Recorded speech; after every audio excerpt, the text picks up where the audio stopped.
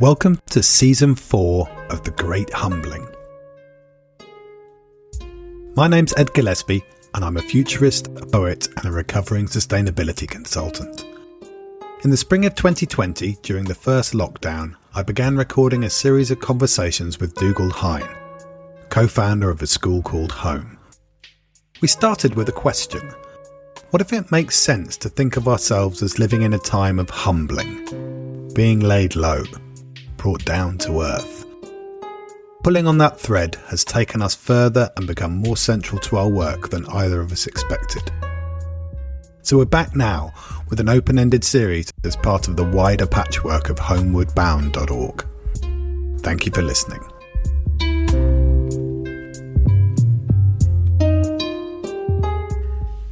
Here we are, episode 5 of our more or less monthly 4th series of The Great Humbling. It's been a bit less than more, hasn't it, Ed? You are indeed. I think like mice and our fellow men, our best laid plans have gone slightly astray. But I was thinking about this, and perhaps we're a bit like an open space facilitation event. Whenever it happens is the right time, and whatever is said is what needs to be said. That's a nice way to look at it. Yeah, I know I definitely hear from people when we haven't done an episode in a month going, is there going to be one next month? Have I missed one? So here we are. It's May. Last time we sat down to record one of these, I was midway through a not very sensible writing sprint. I started in mid-February with 5 chapters of the book written and a total word count of 8,000 words. 8 weeks later, I'd written and revised another 21 chapters, a total word count of 63,000 words. And on the Wednesday of Holy Week, I sent off the manuscript. 2 days later, by Good Friday, the accumulated exhaustion and knock-on effects of having barely taken a weekend off in 2 months just flattened me. And I felt like I was falling to pieces, not fit for public consumption or even human company. And on the 3rd day you rose again? It took a bit longer, to be honest. But somehow by the following Tuesday I had picked myself up enough to get to work putting up scaffolding with Jack, our carpenter and community builder in all senses of the word. And we've been getting on with this year's project on the Red House, the big old barn at the bottom of our garden. And so we took down all of the panelling off the gable end, and we're in the middle of replacing that, as well as boarding out the floor of the Great Hall. So by June, we'll have the whole of the upper floor of the Red House as a functional space. As Jack said, you'll be able to run a Hoover over it from one end to the other, which is a step forward. And the aim is to be bringing it into use step by step, year by year. So next year's project will get us to the point where we have 4 4-bed dormitories on the ground floor, and we're beginning to be equipped to be hosting courses here on site. No, that would be amazing. And I have to ask, is the passability of a Hoover a standard test in the evenness of floorboarding? And I'm assuming the Hoover's passage might have been a bit more off-road before your works. To be honest, the Hoover's passage might have been a bit more vertical. I mean, I'm not wanting to alarm any would-be visitors, but part of the story of the Red House is there was a fire there in the mid-1940s, and there must have been a very dramatic night in which they fought to save this structure, and they did save it, and it's in good condition, generally, but the hall was being used as a store for the shoe shop, so they didn't exactly repair the floor to a standard that you'd want if you were inviting the public in, let's say. I had a moment last week that brought things into focus. We're working on the timber frame of the building that we've exposed by taking down the panelling.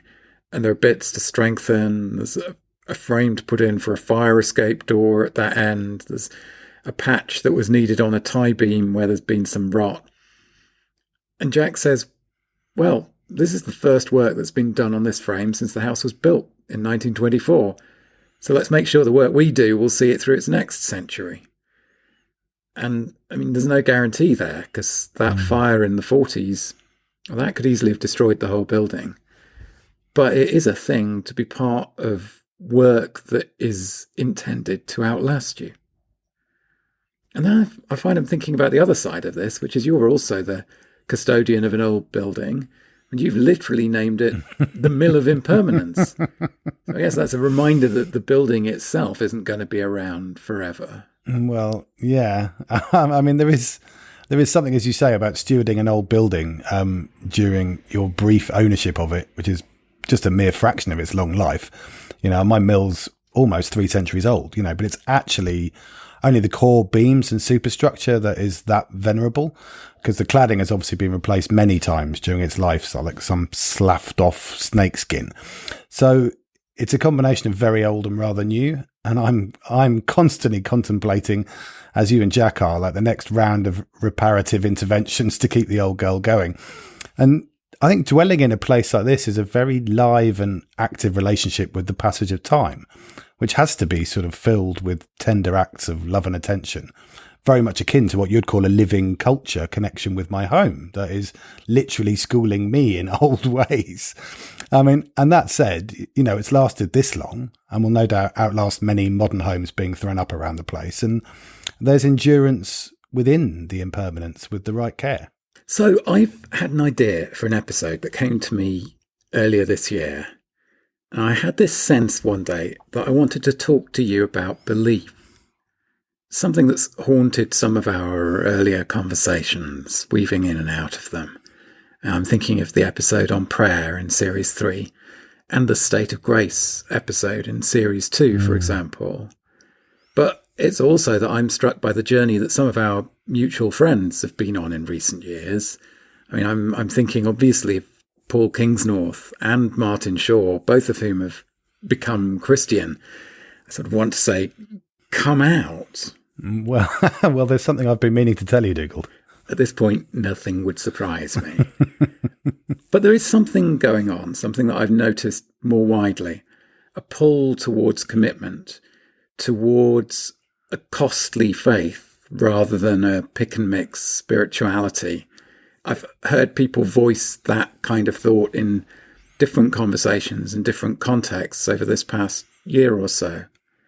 And as I'm thinking about this, I remember 20 years ago when I was a journalism student interviewing Rowan Williams a few months before he became Archbishop of Canterbury.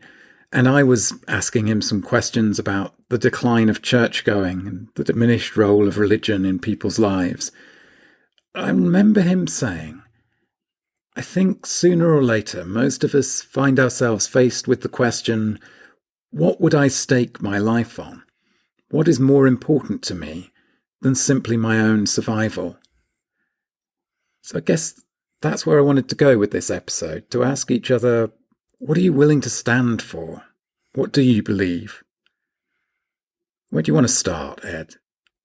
Well, I've always thought of Rowan Williams as more of an arch-druid than an archbishop, but that's probably a slightly different conversation. But, I mean, in playful answer to your question, I don't know whether it's something I'd stand for, but it's something I definitely believe in, is self-delusion. And I know that sounds sort of paradoxical and slightly oxymoronic. I believe in self-delusion. But I think actually this idea goes really deep. I remember seeing a talk by Professor Bob Trivers, who is a fairly renegade evolutionary biologist whose life story basically defines the word maverick. I mean, you can look him up online. He's pretty colourful. This was a talk he gave at the RSA a few years ago, and he was promoting his book, which was entitled Deceit, How We Lie to Ourselves in Order to Deceive Others. And the premise of what he was saying has sort of crept through the dark corridors of my subconscious ever since. Yeah, and made me think a lot about my own self-delusion. And in this talk, he was citing a famous experiment in which vocal homophobes had erection detectors placed on their members. Can we just pause there for a moment? This is a thing, an erection detector. Well, apparently, yeah. It's not just a euphemism, like someone was sat there with their hand in a particular position. Sorry. Yeah, with a measure ready to go. Sorry, I got derailed by that image. I'm sure it's all done with lasers, which sounds hazardous. But don't try this at home, children. No. So these vocal homophobes had erection detectors placed on their members and were then shown gay pornography. And what the study showed was that their arousal aligned with their homophobia. The more vocal the hate, the higher the state of arousal. And clearly something quite profound was going on, where this degree of internal self-denial and self-loathing was leading to an external projection of prejudice. And once you sort of get into that, it's hard to unsee that in many respects. But similarly, we know personal environmental footprint, is pretty linearly related to income. So the more you earn, the bigger your footprint, pretty much. And despite the fact that people with professed eco-consciousness are usually those with higher education and higher levels of income, these are also the people with the biggest impact. So you have this sort of delusional paradox. And equally, I was talking to someone the other day when we were discussing the fact that actually to be in the top 1% of global earners, in the UK, for example, you only need to be earning 80k. Now, that's a lot of money, but that basically puts you on the same sort of category that most people think oligarchs are on. But that puts you in the global 1%. And then the top 10% of global population, in terms of those incomes, are those responsible for 50% of that global lifestyle carbon emissions.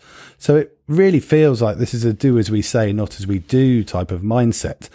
I'm sure you probably dug into this in your book in some respects, Dougald, but I think these are actually quite dangerous delusions, which get us stuck in that sort of marginal incrementalism that masquerades as progress. And even when you see these kind of relative decoupling of carbon emissions from revenue in business, which means they can still emit more absolute carbon whilst claiming success in terms of the reduced intensity of emissions. I mean, to put it crudely, it's frankly bullshit.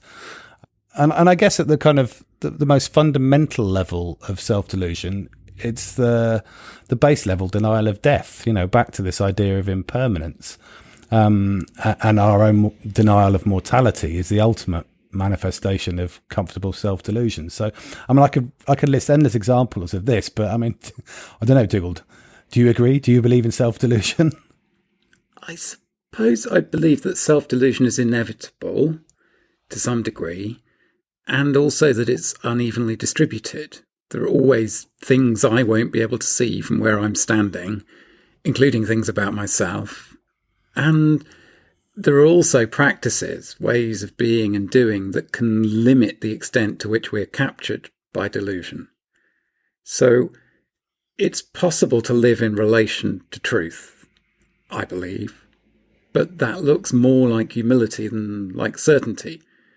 It involves an awareness of the way that lies are always going to be creeping back in, and willingness to own our own foolishness, to laugh at ourselves in the moment when we catch sight of the gaps in our awareness, the moments where our delusions are revealed, rather than trying to cover these up at all costs. So I guess that's what I'd say about self-delusion. And you're right, it does overlap with some of the stuff that I'm talking about in the book about dissociation. And the sense of, the gap, the lack of connection between parts of society or parts of ourselves. But if we're going to talk about beliefs and about our own beliefs, then I think I should start by rewinding a bit, because it's not a secret, but I don't know if I've talked about it in our conversations particularly, that I grew up around church. My dad was a United Reformed Church minister for 35 years until his retirement. I spent the first 2.5 years of my life living in a converted boat shed in the grounds of a theological college in Cambridge. And it was, I've come to reflect in hindsight, as close as you could get to the kind of village childhood that many human beings have had in many times and places in the middle of a late 20th century Western city. Because we were living in this tiny 2-room building, but I could toddle out the front door into a garden and a set of neighbouring buildings that were an environment of safety, surrounded by adults who knew me and knew each other and who my parents knew and who were part of a community of meaning. And if you were to say that a good part of who I am and what I do is rooted in a longing to find a way back to that garden, I don't know that I could tell you were wrong. Well, Dougald, A good part of who you are and what you do is rooted in a longing to find a way back to that garden. Thank you, Ed. I can't say you're wrong. But no, I mean, I grew up singing hymns and praying and reading the Bible and seeing my dad stand up in front of a room full of people on a Sunday morning. And one legacy of that clearly is that it never occurred to me to be nervous about standing up in front of a room full of people. And so I was marinated in and formed by those surroundings. And it wasn't the kind of countercultural religious experience that some people have. And what I mean by that is I have friends who grew up in churches or other kinds of religious community that were very consciously in a kind of antagonistic relationship or a defensive relationship towards the wider society. And that definitely wasn't the kind of church that I was around.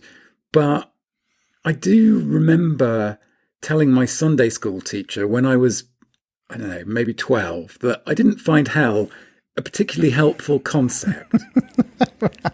So not at all precocious then, I'm sort of wondering what their response was. Was it sort of Father Ted-esque, that would be an ecumenical matter? Oh, we didn't use words as long as that. No, not in Sunday school anyway. As far as I can remember, she looked at me with a sort of baffled expression and said, I don't think anyone finds it a helpful concept. Maybe I was displaying early tendencies towards an unhelpful degree of abstraction. But I think what I meant was, I can't see how a threat of a place you go after death, if that's what you read the things about hell within the Bible and within the Judeo-Christian traditions, I can't see how that's any help in being true to the things that did matter to me about this tradition that I was growing up in. But if I were to draw out, at least as a starting point, a belief that grew out of that upbringing, and I guess there are two things that I remember landing on by my late teens at that age when you know everything. So the first thing was, I remember saying to some friends, it doesn't matter much what I believe. What matters is what I believe makes me do. In other words, a belief needs to have consequences, or it doesn't deserve the name of belief. It's just an opinion with a particularly high opinion of itself. So that was one place that I got to. And the second thing was a thought that I had around the same time.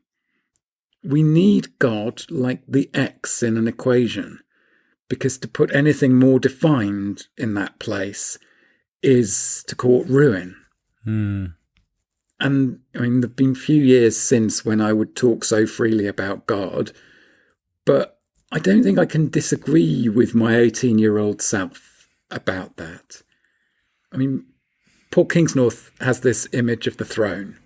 He says there's always a throne at the heart of a culture, and the question is what you put on that throne. And I think that's what I was getting at, that we need something vast and boundless and beyond description to put in that place. Because if we put anything smaller there, then we're in trouble. And that's what the language of God can sometimes point towards. So yeah, in the spirit of the inheritance tracks they do on Radio 4 on Saturday mornings, I'd say that's my inheritance of belief. How about you, Ed? You got any inherited beliefs? Anything that comes from the family you grew up in?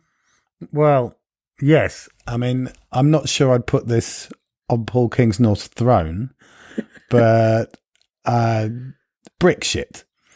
Now, and yet you have to sort of bear with me a bit here, but this comes from my roguish late father, ironically, Father Ted, who used to regale a tale of an LSD experience in which, whilst tripping, he had distilled the answer to life, the universe and everything, as you do, down to 2 words, which is an artful elegance in anyone's reckoning.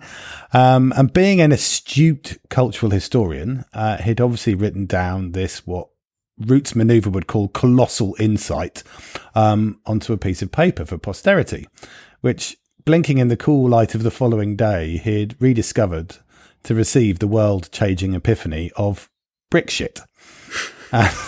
So, I mean, so far, so Ted. This wasn't a premonition of the political events of 2016, was it? I can't. Well, Brickshit. I mean, funnily enough, I mean, they voted for Brickshit. Yes, the last 6 years has felt quite Brickshit, hasn't it? But my brothers and I loved this story, as it sort of punctured some of the pomposity of the dafter end of the psychedelic experience. And perhaps, it's another example of self-delusion, So, I had this colossal insight and it was Brickshit. Now, the story gets a bit more interesting, though, in terms of my dad, because, he shuffled off this mortal coil in 2016, dying quietly in his sleep, which, given the noisy and sleepless way he'd lived most of his life, was slightly ironic.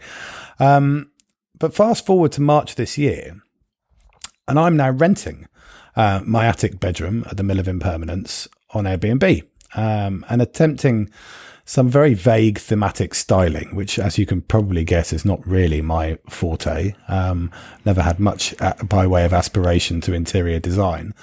But the thematic styling I was putting on this room was involving octopus. And as a former marine biologist, cephalopods were one of my big passions. So I'd found some octopus lamps, I'd got an octopus printed blind for the bathroom, blah, blah, blah, blah. And I also sort of curated a cephalopod, a marine-themed bookshelf from my library. So classics like John Wyndham's The Kraken Wakes and Cy Montgomery's Soul of an Octopus and Peter Godfrey Smith's Other Minds, The Octopus and the Evolution of Intelligent Life. Some really light-hearted reading for my guests.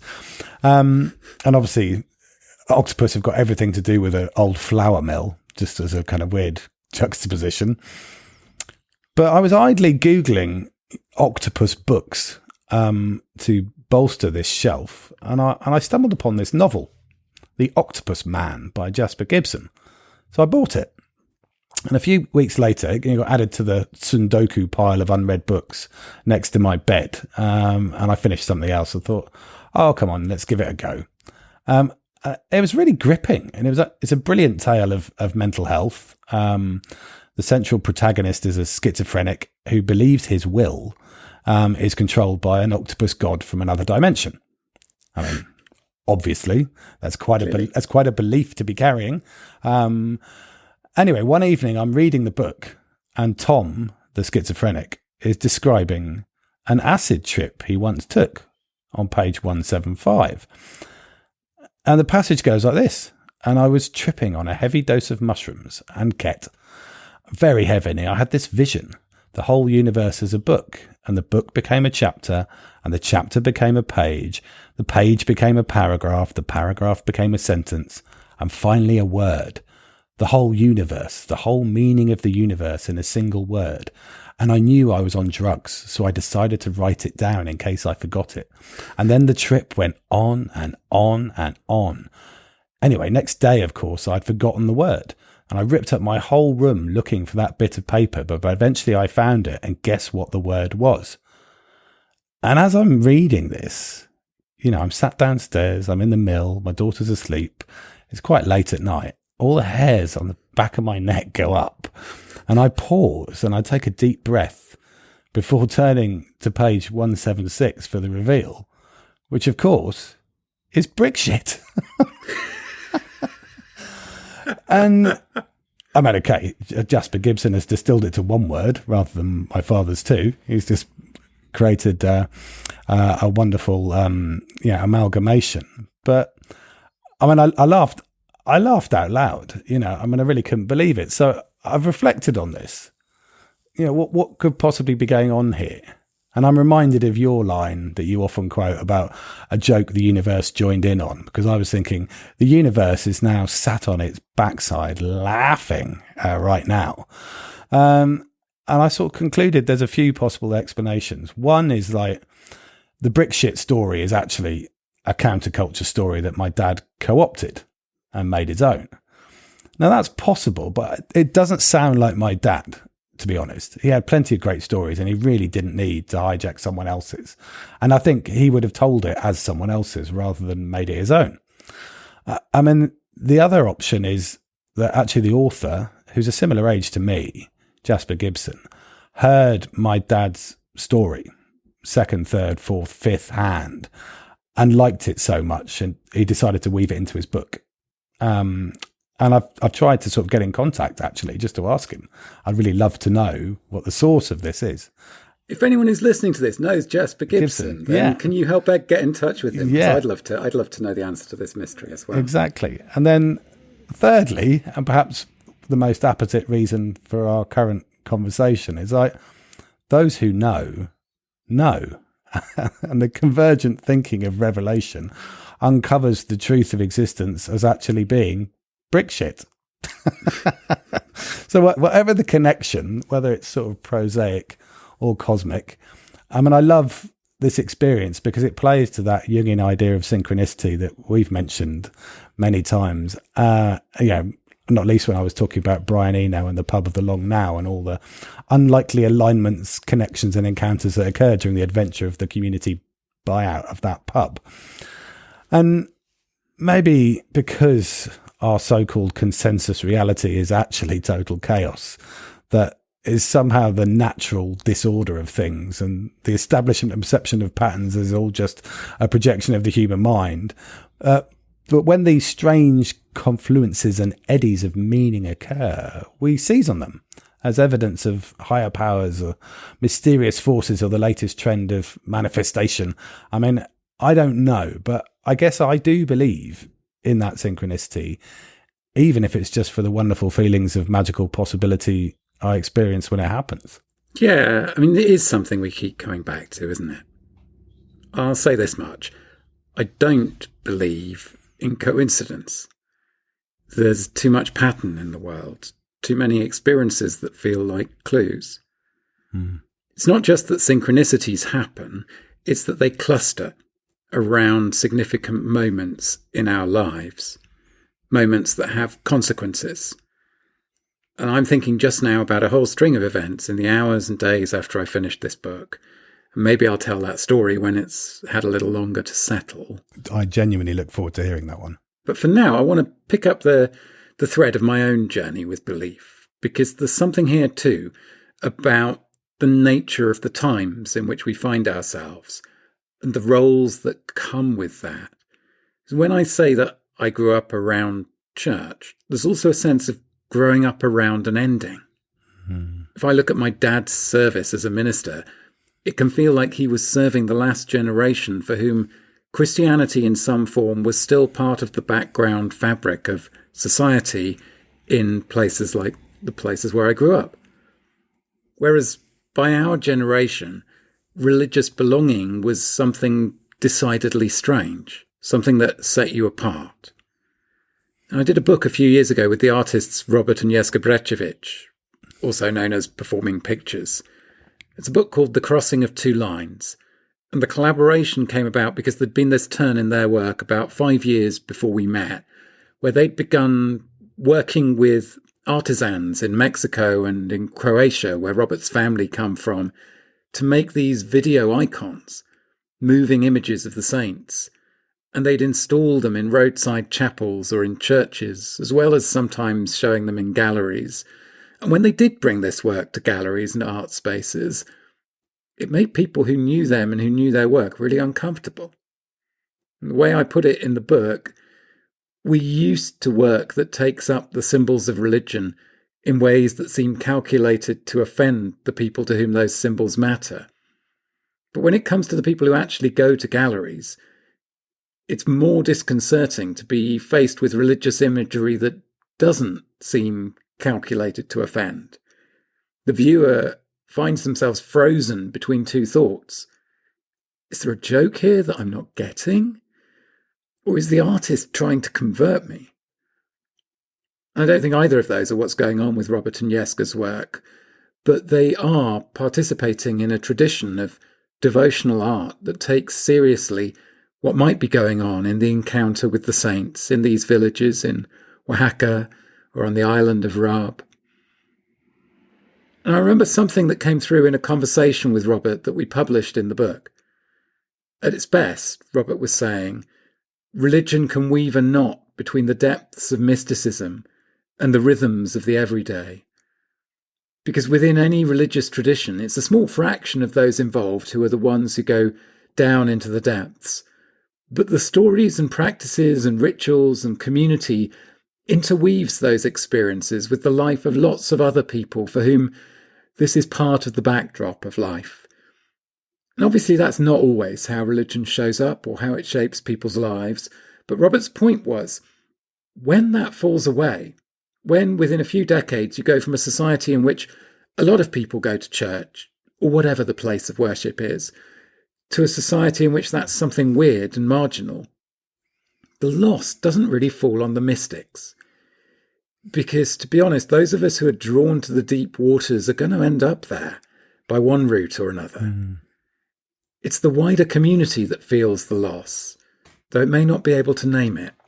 Yeah, it's that web of meaning, isn't it? Whether you're at the centre or the periphery is beautiful, but fragile and perhaps all too easily torn away. Well, I guess my version of that is that I sort of stumbled through my 20s, still holding onto the edge of this religious tradition in which I'd grown up, not feeling very good at it, but with some residual sense of duty, and going through phases in which I was quite regular in attendance at a local Anglican church or a Quaker meeting house or wherever it was. And then I distinctly remember one Easter Sunday at Evensong in Sheffield Cathedral. I would have been 29 or 30. And as I sat there listening to the familiar passages from the Gospel, I had a sense that didn't come in words. But if I had to put it into words, it would be something like, I'm listening to a joke that's been retold so many times, passed on over and over, until everyone's forgotten that it's a joke and that this bit is the punchline. And I don't particularly want to explain or defend that as a statement, let alone make it into a theological position. But the effect of that experience was of being released from duty. You know, whatever my relationship with God or Jesus or the stories and prayers and hymns that I'd grown up with was going to be, I had been relieved of any obligation to these institutions or to a public identity of being or trying to be a Christian. So if I'm going to formulate that as a belief, I'd say that I believe religion often ends up resembling a joke that has fallen into taking itself seriously. More than that, actually, I believe that there's something in the nature of a joke, the experience of getting a joke, that takes us deep into the strangeness of what it's like to inhabit a world like the one we find ourselves in. Yeah, well, I think Brickshit pretty much sums that up in terms of a potential joke to be repeated. I mean, it also plays to another idea that I think I do believe in, which is the power of comedy. You know, and with my other podcast, The Futurenauts, you know, the way that we try to satirize and disarm and help people sit with discomfort using humor, which allows people to reflect on and see different perspectives, or even as a sort of somatic release.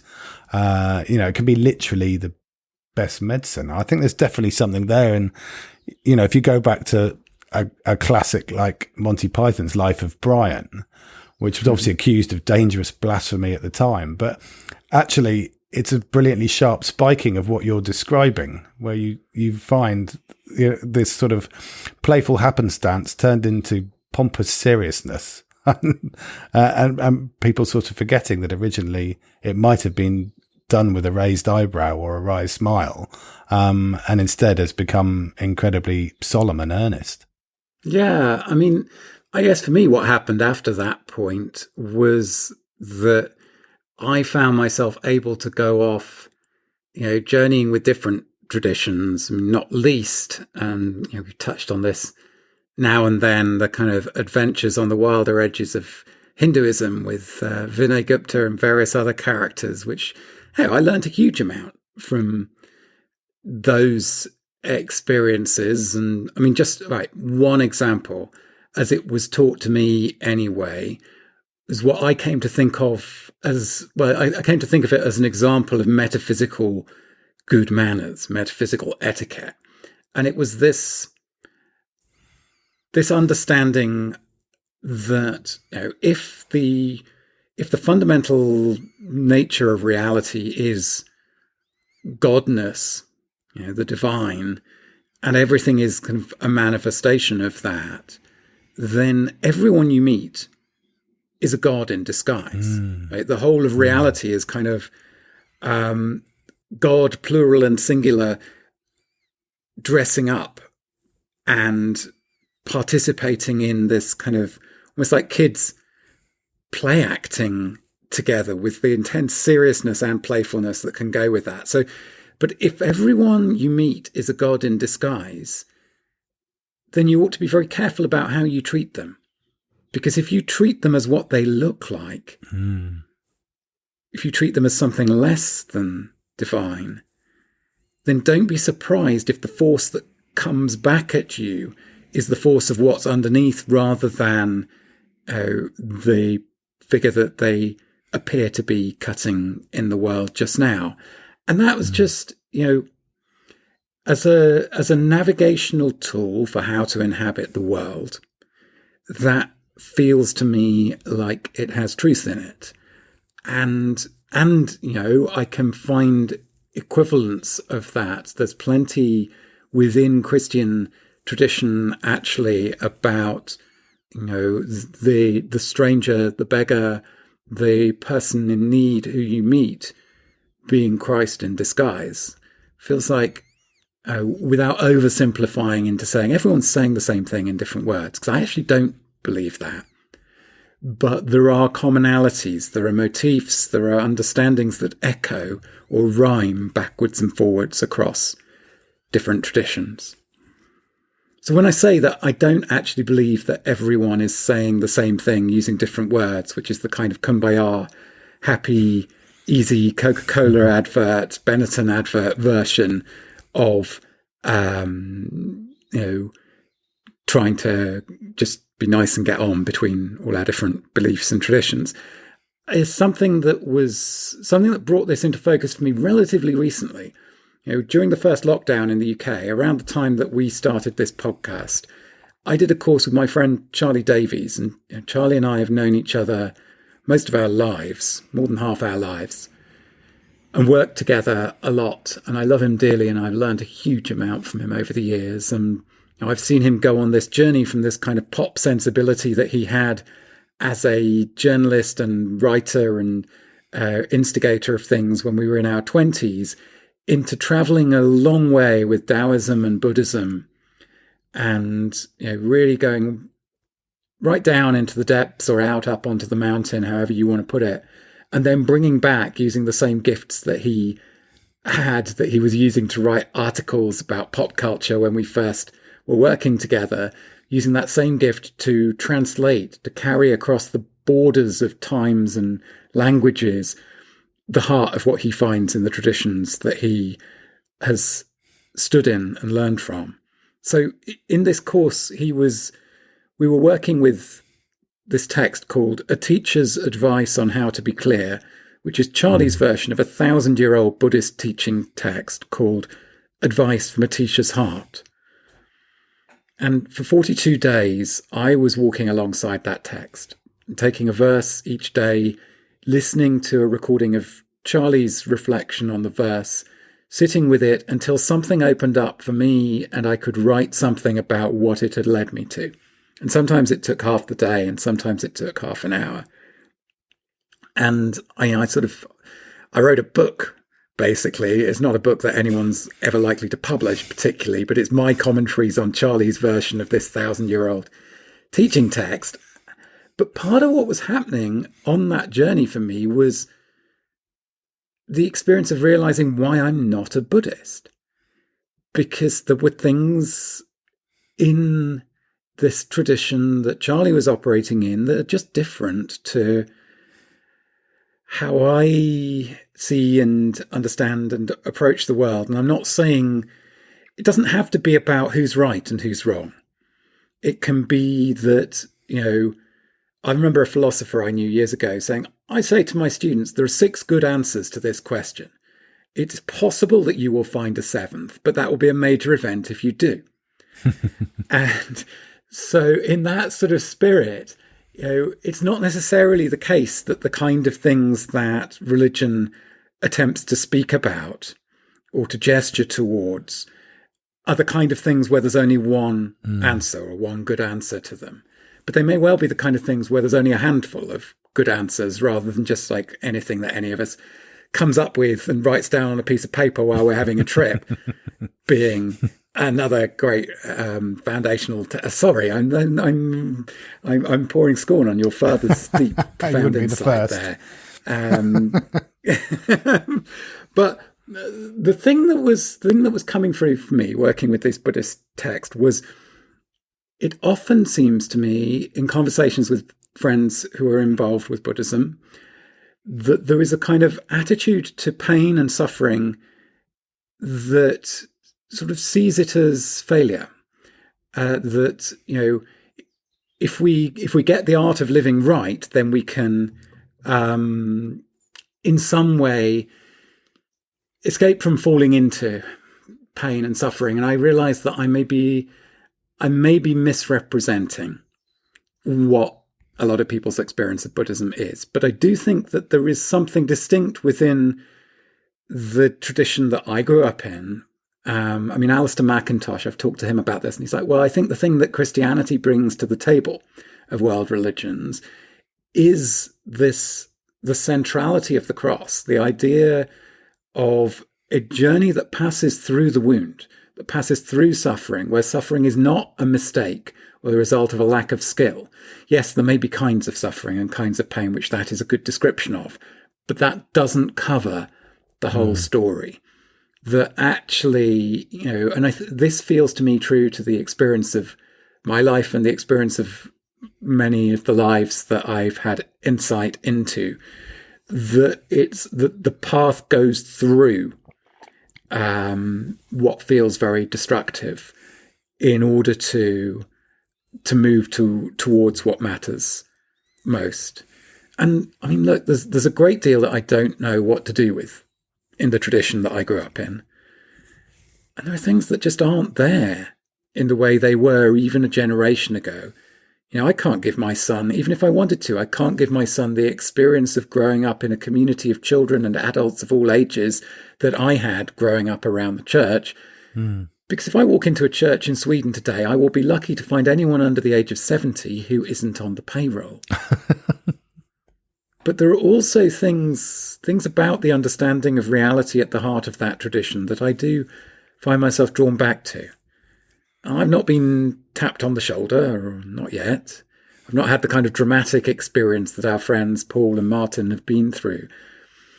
But in a quieter way, I do have a sense of being drawn home.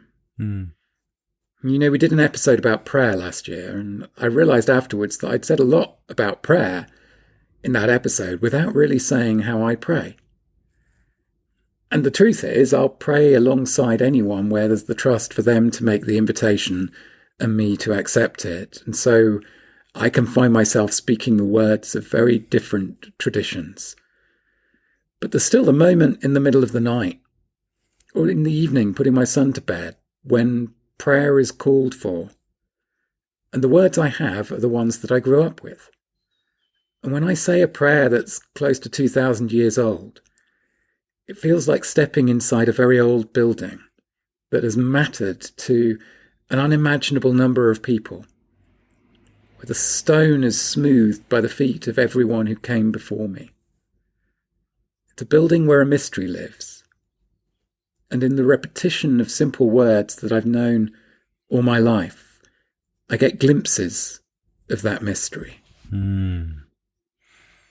Alan Garner says somewhere in one of his talks, I'm not exclusively Christian. And maybe that'll do for me for now. I don't want to claim too much, to pretend to anything more than the ruins of a faith. But maybe we can find each other among the ruins. How about you, Ed? You got any beliefs left for us? Oh, I'm just having a moment of appreciation for those fine words, sir. I think I'd like to finish up with something on into being. What Thich Nhat Hanh and people like Charles Eisenstein talk a lot about, but that interdependence and interconnectedness of all things, of all life, almost the kind of emergent autopoiesis, that auto self-generation and creation that comes and generates all this wonderful diversity and complexity through elegant simplicity, which actually sort of does have an echo with what you're saying about the simple words evoking that long history. Because I think the more you get into this idea of interbeing, that we contain multitudes and we ourselves are the ephemeral manifestation of just little temporary physical whirls and eddies in the fast flowing river of time, but yet we go back with all of these deep common ancestors that we share with all life. And I've been reading Jeremy Lent's The Web of Meaning, that I kind of alluded to earlier when I mentioned The Web of Meaning, which was his potent follow-up to the patterning instinct. And you mentioned patterns right at the beginning of this chat. And I'm really struck by that because it seems to me an articulation of lots of things I've felt, and certainly lots of different elements of my own beliefs, but he's just done an incredible job of distilling and honing them in a way that makes real sense and really chimes. And it's a bit like that old Native American idea of all my relations, that, we are all connected into this wider family of being. And I was sat on the deck the other evening at dusk discussing Jeremy's book with a friend, and I just reached my kind of exuberant conclusion of life begetting life, when there were 3 very loud squeaks from under the opposite deck, and an otter, one of our otters, which I've never seen before. I've heard them regularly, but this otter swam directly across the river towards us. I mean, literally headed in a beeline towards where we were sitting, popped its head out the water as if in enthusiastic agreement to go, yes, yes, yes, and then ducked under my little wooden rowboat and wriggled off upstream. And it was again another of these beautiful moments of serendipity or synchronicity or connection, whatever or however we might wish to call it or label it. But either way, it was one of those moments that for me makes that point that I truly believe there is magic everywhere, even amongst the ruins on our humble knees, if we choose to see it. Do you know, Ed, for a moment there, I thought you were going to tell me that the otter popped its head up and said, Brickshit!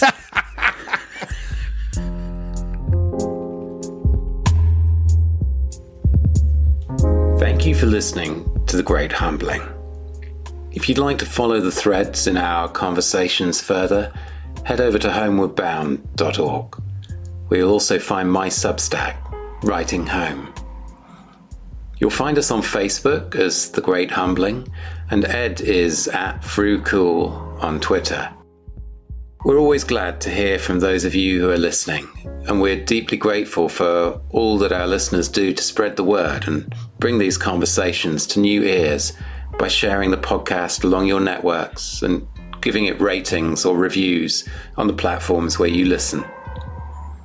These are strange and humbling times, and we need quiet corners, breathing spaces, air pockets and pockets of resistance, places in which to puzzle through how we got here and where we might be going.